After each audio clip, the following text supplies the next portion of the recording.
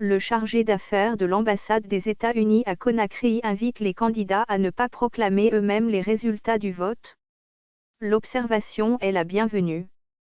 Il faut cependant faire remarquer que cette disposition de la loi électorale guinéenne est relative à la proclamation des résultats globaux. Il est en effet du ressort de la CENI seule de proclamer les résultats provisoires.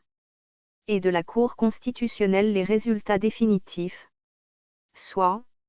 Mais la remarque ne saurait en aucun cas alimenter l'intention malveillante de fraude clairement affichée par les affidés du pouvoir.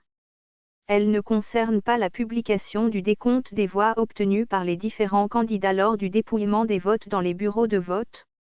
Que les fraudeurs se détrompent, ce n'est pas une caution à la fraude qui leur est donnée.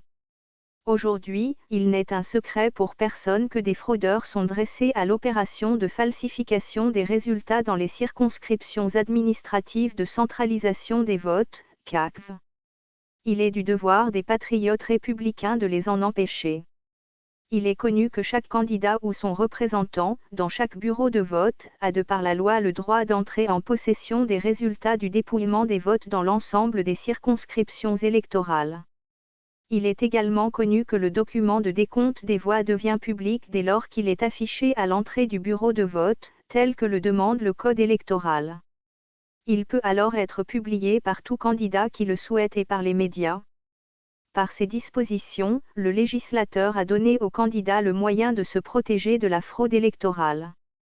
Les opposants au troisième mandat déterminés à sécuriser leur vote, ne laisseront pas cette opportunité leur échapper le 18 octobre 2020. Vivement la sécurisation des votes pour barrer la route à l'imposture du troisième mandat pour l'alternance en Guinée. Dieu est au contrôle, il interviendra.